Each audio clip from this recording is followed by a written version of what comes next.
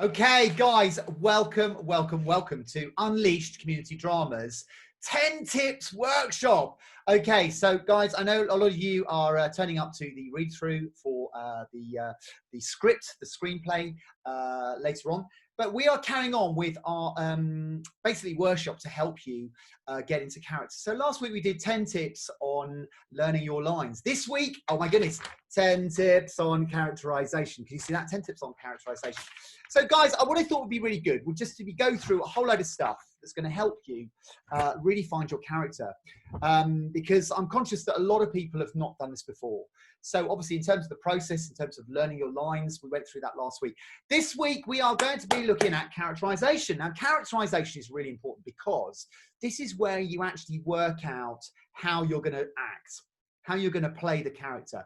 And the first one I put, the first out of 10 tips, is that you've got to know what your character is. Now, that sounds really basic, but basically, you've got to ask yourself, why is my character in the scene? What is their backstory? You know, how do they fit into the plot? Are they a hero or are they a villain? You know, what do the words reveal about them? I think before you actually start really learning your lines, we would have done a read through like we're doing today. And you would have established exactly how your character fits into the plot. You know, is he or she one of the main protagonists? And what do they bring to the storyline? You know, where do they fit in? And this will have a massive impact on how you play the character. Now, the second thing, second tip, is also finding the voice. I think it's really important when you're playing a character, you've got to find the voice. Now, my goodness, over the years, I've played so many different characters, and I've played a lot of characters that have different types of voices. Now, when I'm talking about voices, I'm not necessarily talking about the accent. We're going to come on to that in a second. We're talking about the way in which you deliver the lines. You know, are they a nervy character? Are they an eccentric character? Are they a really confident character? Are they a bully? Do they walk into the room and people feel afraid of them? Do they walk into the room and they are really winsome? They win over the whole room. You know, so the voice is how you deliver the lines in terms of, you know, what sort of character are they? Are they a likable character? Are they a really horrible character? And the way in which you deliver those lines, you know, will actually create that character. So not only do you need to know how they fit into the plot, but you've got to know exactly what their voice is. Now, when we're talking about voice also, a lot of this will depend on where the context of the play is, you know, where it's set, where the main action happens. Now, I mean, for about the first 20 years of me doing stuff on stage, most of it was in musicals. A lot of it was in musicals. And my goodness, I played so many lead roles. And invariably, they were all American characters. And so I very, very quickly picked up an American accent, you know, and a lot of that is by, you know, watching telly, you know, Friends, all that sort of stuff, you know, that was on the telly. You know, you'd pick up sort of, and specific American accents. So some, you know, I was in Tennessee Williams play, and it was all set in the Deep South. So the American accent was very different to New York. Now, I've got a few pictures here. Here we go. I just thought it'd be a bit of fun as we've been celebrating live theatre. Oh my goodness, when I first started out, I was in Kiss Me Kate, played the lead in that. And then High Society, here we go, High Society. This was me playing Mike, the Frank Sinatra character. Oh, look, with the lovely Paul Zapel. Can you see that? That's going back in the day. Here we are. This was the amateur Southwest premiere of Annie, where I played Rooster Hannigan. Great part, really fab part. Oh my goodness, South Pacific. Here we are, Lieutenant Joe Cable. Hilarious thing about that was I was so thin at the time. I remember my wife was sat in the audience, and I had to get my top off when Liat and I were doing this love scene, and and the woman next to my wife said, "Oh my goodness, look, he's so thin, you can see all his ribs." Here we go, a Little Shop of Horrors. That was the Northcott Theatre Company, again, American accent. And then this one, oh, I love this part. Okay, this was when I played Nicely Nicely. Now, when I went for the audition for this, I really wanted the part Sky Masterson. I don't know if you can see that. And basically, because one of the show-stopping songs in it is Sit Down, You're Rocking the Boat, and it goes right up to a top A. And I've got a very, very high tenor voice. And so I was given the part Nicely Nicely, which at the time I was a bit disappointed about, to be fair, but it was such a laugh. It's such a comic role. And there's me in my fat suit with the lovely Chris Keel and Andy Killen. Oh my gosh, back in the day. Guys and dolls. So American accents, but it doesn't matter what sort of accent you've got. You know, it is the accent that will actually bring the character to life. I played a couple of Cockney characters. Here we go. Look at this. Back in the day, oh my goodness, Wally Wilkins. This was like Merry England, where I played like a sort of a Cockney troubadour in the court of Elizabeth I. Weirdly, I don't know whether you saw The Crown. Prince Charles, when he was doing his elocution in The Crown, he quoted it, the song, the famous fish song from Merry England. And the dragon will come when he hears the song at a minute or two to two to two, a minute or two to two to two, at a minute or two to two. And then I was in also the Southwest amateur premiere of Me and My Girl playing Bill Snibson. Oh my gosh, that was back in the day. There we are on the old tap shoes. Fantastic show. Oh, fantastic show. Me and My Girl. This is me getting seduced by here we are. Lady Jacqueline. Hilarious.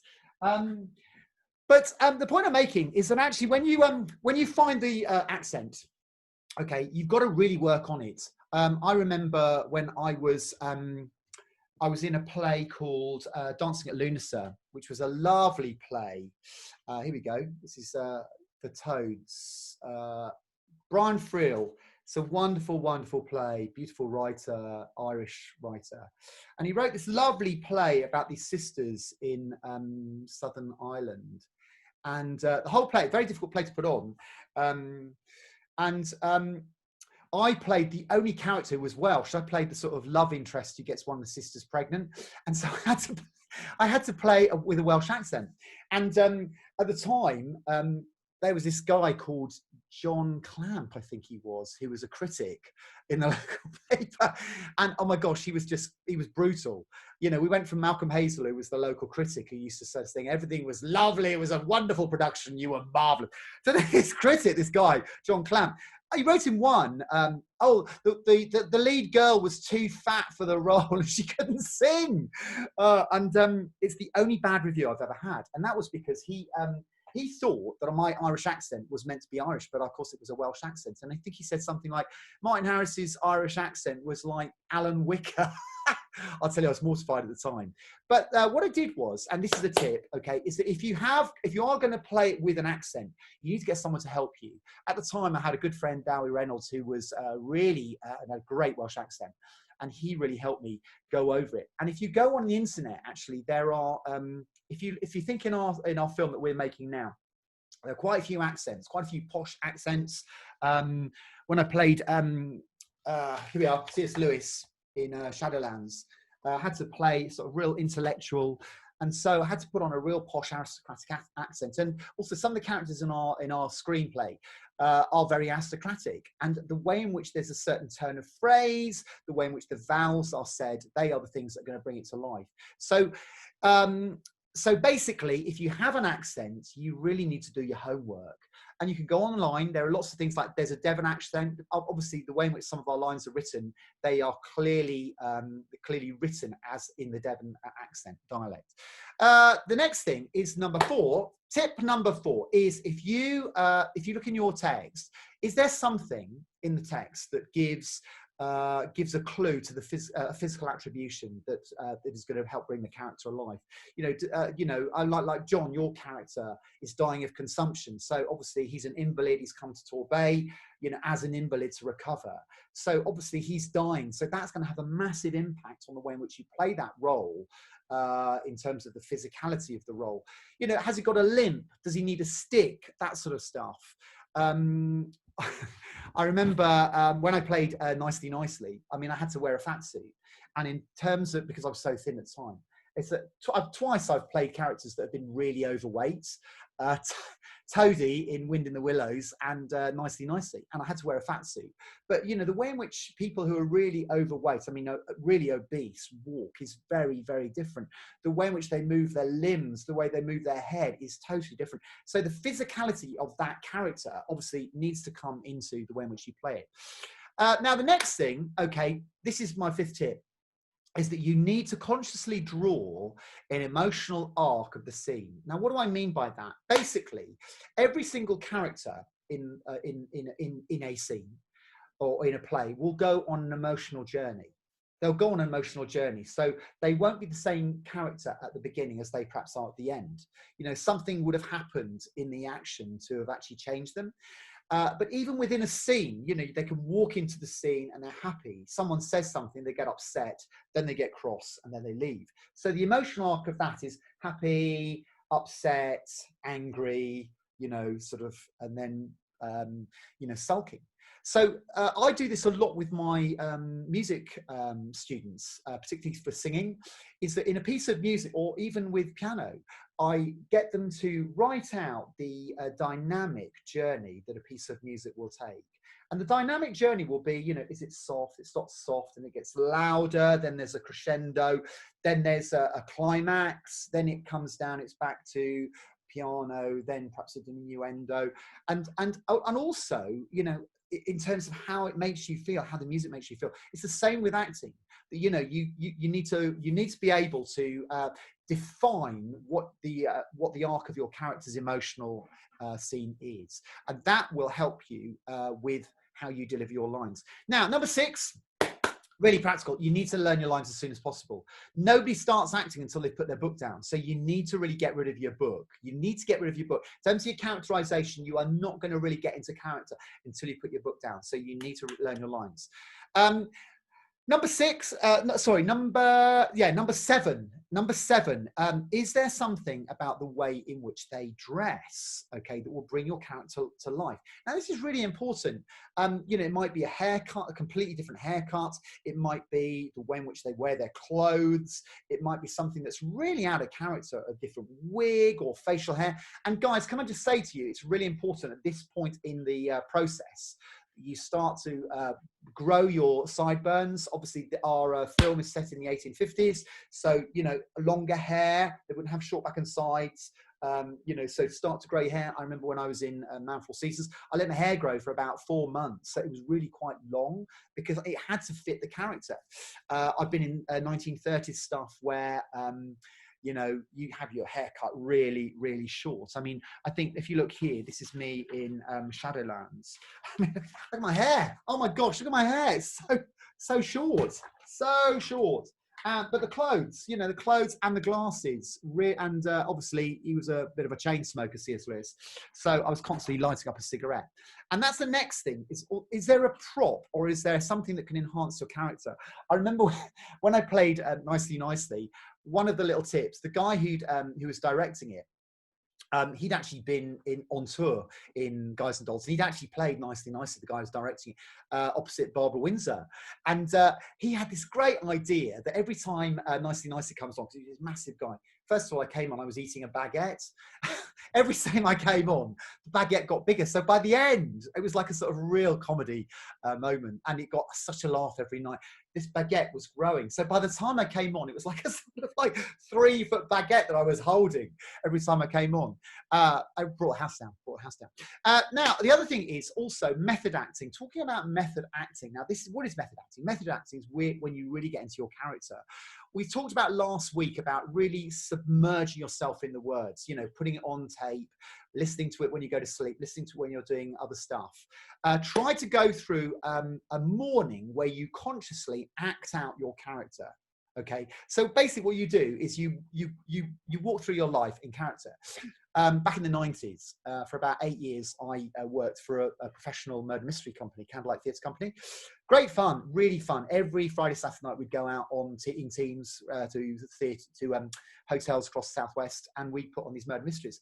And the great thing about it, and the thing that I learned, was this whole thing of improvisation, whereby you are given a character, you don't have any words, but you're given the action that you've got to act out. And so, you know, at the drinks, this is what's going to happen. In the starter, this is what's going to happen. Main course is what's going to happen. You just improvise and you interact with the punters. But it was really good discipline to actually for improvisation, because you had to stay in character and you had to interact with the general public as that character. You had no words, you just had to improvise, and that's a really good way of trying to get into character. The last thing of all I would say is try and own the character. Try and own the character.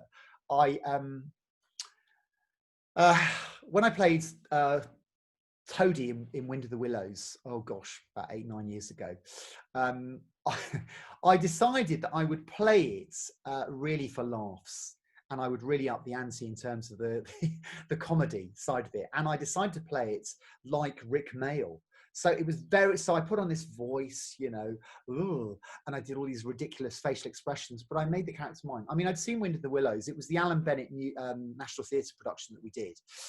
Really great script, full of laughs, great family show, really fun.